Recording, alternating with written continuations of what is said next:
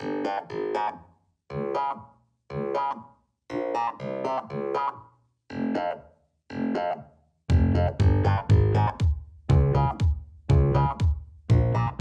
què tal? Com esteu? Estem aquí per parlar de Guillot i llebre salven el bosc, la nova pel·lícula de Pac Màgic que s'estrena en cinemes el 31 de gener. És una pel·lícula que va ser presentada a la Berlinale i ha tingut un interessant recorregut per festivals, com per exemple el meu primer festival, el Rec de Tarragona, la Seminci o, entre d'altres, també a Sitges. Guillot i llebre salven el bosc és el segon llargmetratge de la directora neerlandesa Masha Halberstad, després del seu èxit Oink Oink, i narra les aventures d'una colla d'animals que ells viuen tranquil·lament en el bosc fins que veuen en perill les seves cases i la seva comunitat perquè el bosc es comença a inundar a causa d'una presa que construeix un castor. El castor és un animal agòlatre que no sap molt bé com fer amistats i és un personatge, com dèiem, fonamental en la pel·lícula i a partir d'aquí es teixeixen tot un seguit de relacions entre ells i val a dir que és un personatge que ha estat doblat pel músic Triquell en la seva primera experiència professional com a actor de doblatge. La pel·lícula està dirigida a infants a partir de 5 anys i avui tenim la sort de poder conversar sobre aquesta pel·lícula amb la Sandra Tous, d'Enginyeria Sense Fronteres. Benvinguda, Sandra, i gràcies per estar aquí. Bon dia, Blanca. Moltes gràcies per convidar-me a aquesta conversa. Una mica, si ens pots explicar abans de res què és Enginyeria Sense Fronteres, en què consisteix la teva feina, no? Sí, doncs Enginyeria Sense Fronteres és una associació que treballa per la justícia global i principalment treballa per garantir el subministrament universal de serveis bàsics com són l'energia i l'aigua. I ho fa a través de l'educació per la justícia global, de la cooperació i sobretot incidint a nivell polític també. Per entendre també una mica com vinculem aquesta informació d'Enginyeria Sense Fronteres amb la pel·lícula, doncs la Sandra ens acompanyarà en aquesta conversa i abans de res t'he de preguntar què t'ha semblat la pel·lícula, com t'has sentit veient-la i quina ha sigut la teva primera impressió. Doncs la pel·lícula m'ha agradat molt, l'he trobat com molt bonica, no? Com front a una situació que viuen els animals, com es preocupen les unes per les altres, s'ajuden i com també fins i tot acaben evolucionant, no? Alguns personatges de la pel·lícula. Sobre la pel·lícula, la seva directora, que com he comentat és dels Països Baixos, ha explicat que ella es va inspirar una mica o li va ressonar la història geogràfica que tenen en aquest lloc del món, no? Que és la inundació constant i tota la construcció de dics que frena l'entrada de l'aigua en el seu territori. A nosaltres, d'alguna forma, no ens passa aquesta realitat que tenen els Països Baixos, però sí que la incidència del canvi climàtic també té un impacte, no? A nivell local. Per exemple, recentment, no? Amb tota la desgràcia del País Valencià i la Dana, i et volem preguntar per tu com connecta aquesta pel·lícula amb la realitat climàtica d'aquí a Catalunya, que vivim. Clar, al final, en el moment actual que ens trobem de canvi climàtic que vivim, doncs ens trobem que com el Dana, no, que has comentat ara, com cada cop hi ha fenòmens meteorològics més virulents, que es produeixen amb més freqüència, que tenen uns impactes molt més elevats, no? I això acaba produint-se a vegades que es donin aquestes inundacions, no? Com la d'Anna València i que en aquesta pel·lícula també es veu, no? Com la inundació que estan patint els animals i com tots els efectes que té per la població. I al final amb construccions com la presa, que es veu en la pel·lícula i que també en la nostra societat hi ha moltíssimes construccions de preses que molts cops són positives, però també a vegades generen una sensació de seguretat, i llavors es comença, com a València, es comença a construir en zones inundables i al final això fa que no es prenguin certes mesures de prevenció, de control, que podrien estalviar moltes morts, moltes conseqüències. Clar, la construcció de la presa per part del castor, que és aquest animal que fa una mica, entre cometes, d'antagonista, després ja hi entrarem en profunditat, però el castor és qui construeix la presa pel seu propi benefici, tot i que té la intenció de compartir el seu espai amb els seus animals, però sí que és una construcció volguda, no és per al bé de la comunitat, no? Llavors la pel·lícula tot el rato juga amb què és lo comunitari i què és lo individual. Fins a quin punt penses també que és important introduir als infants aquestes qüestions medioambientals i també la relació amb la comunitat i amb l'entorn? Doncs crec que la pel·lícula és una molt bona manera de transmetre tant aquesta problemàtica com aquesta necessitat de la col·lectivitat front a aquests problemes, no?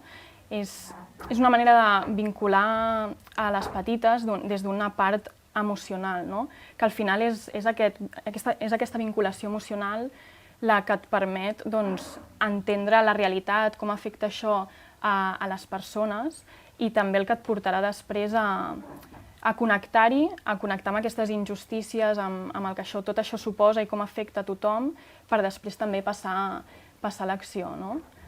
I al final les lluites col·lectives, el teixit social, és el més important a l'hora de compartir coneixements entre totes, també de compartir experiències, de compartir estratègies possibles per tal de poder fer front a unes conseqüències i causes que ens afecten a totes. Sí, de fet, és una pel·lícula coral, no? Hi ha el Guillot, la llebre, hi ha el castor, que tenen un pes significatiu com a protagonistes, però hi ha tot un elenc de personatges, no? De tot d'animals diferents, que ens ensenyen una mica que la pel·lícula funciona perquè tots aquests personatges compleixen amb un rol concret i tenen una tasca concreta, no?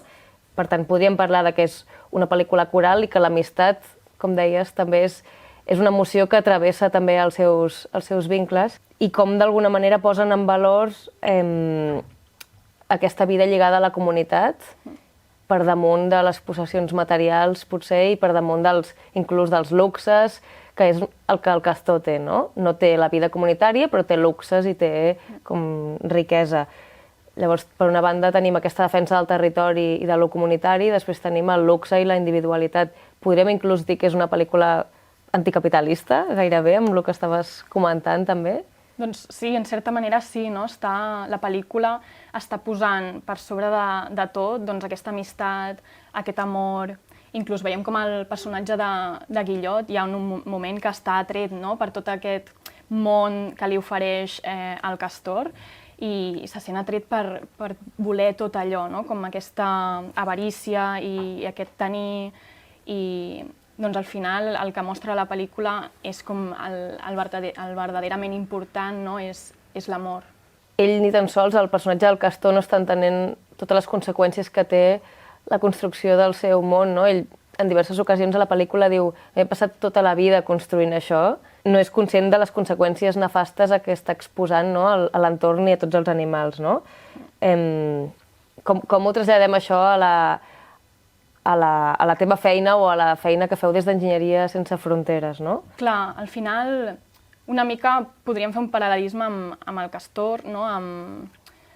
Amb grans multinacionals, transnacionals que fan els seus projectes, no? Per un interès personal i que molts cops sí que se saben, no? Les conseqüències, però també hi poden haver-hi casos que no es té com un context global i total de les conseqüències que hi ha en cada acció i de com aquestes conseqüències perduren en el temps, no? I potser tenen un abast molt més greu, molt més ampli del que es percep.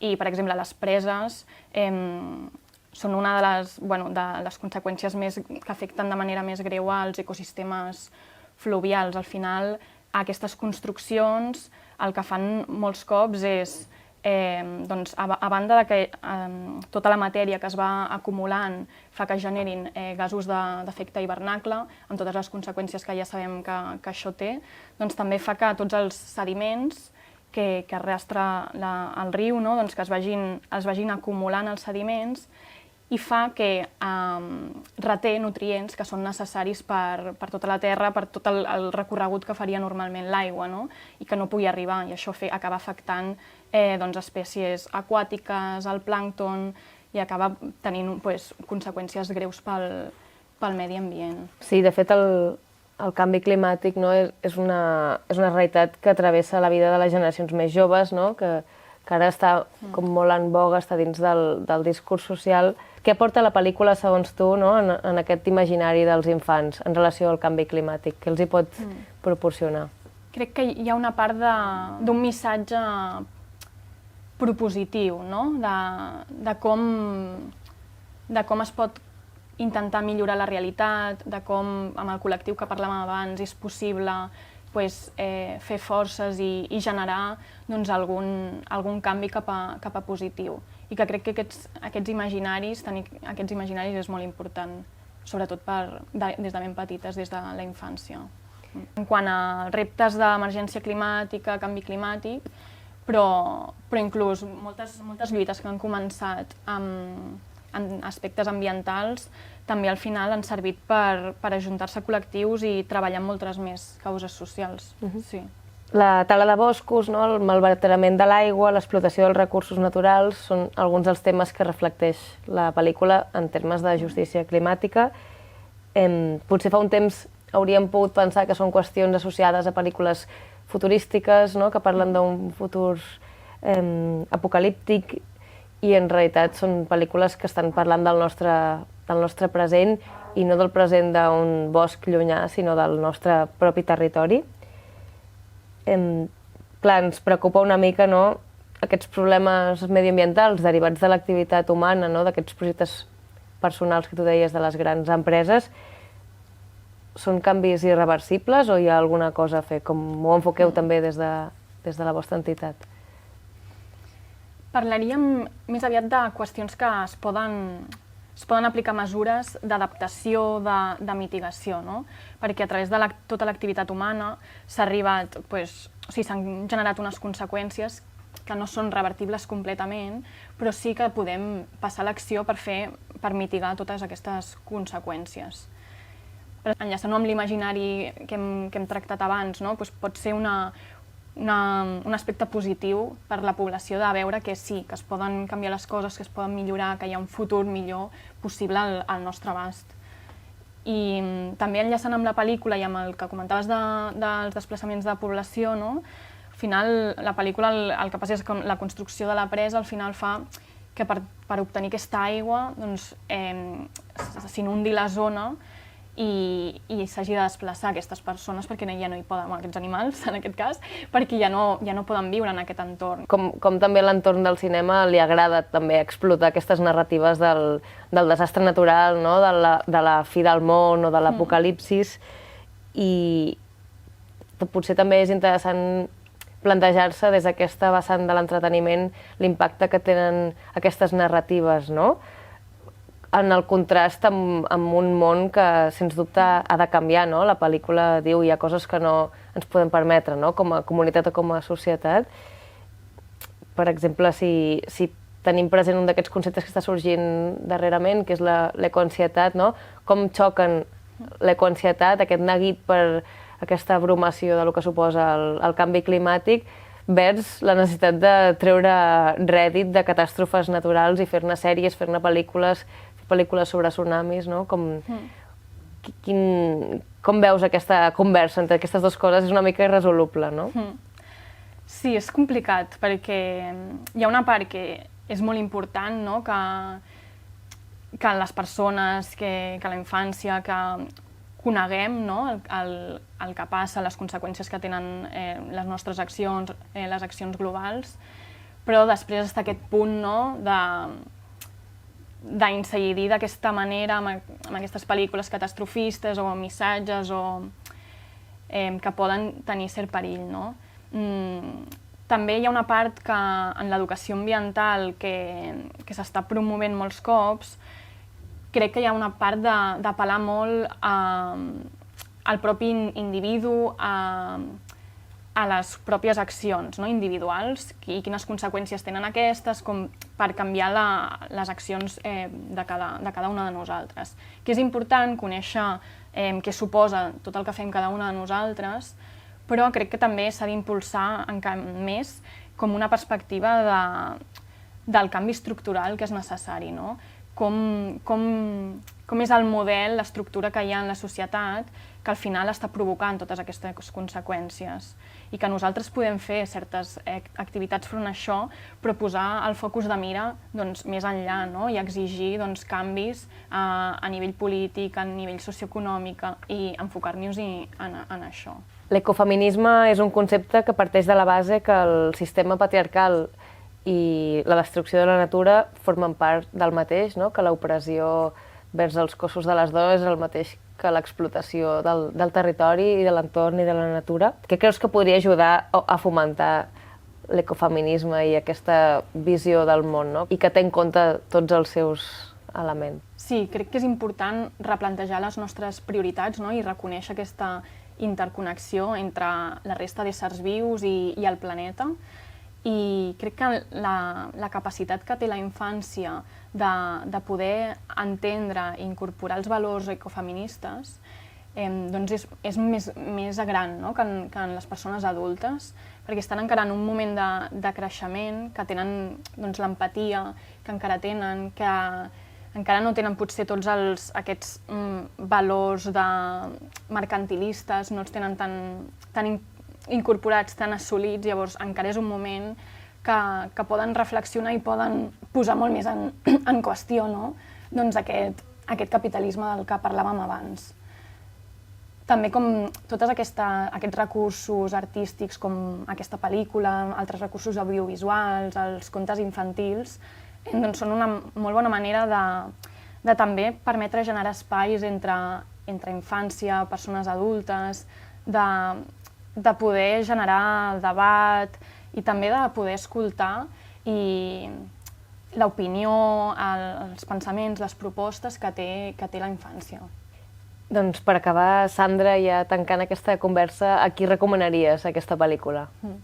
Crec que és un molt bon recurs per poder utilitzar des dels centres educatius, per poder començar a treballar aquesta temàtica. També doncs, això, no? El que comentava abans, doncs, a nivell de famílies, de poder veure aquesta pel·lícula amb els petits i petites i a partir d'aquí poder anar veient què opinen i poder parlar d'un tema que és molt més complex, no? Però que la pel·lícula transmet d'una forma molt senzilla perquè puguin entendre. I també ara que l'he vista, també la veritat és que em faria molta il·lusió i ho faré, no? Veure-la amb les meves nebodes també. Moltes gràcies.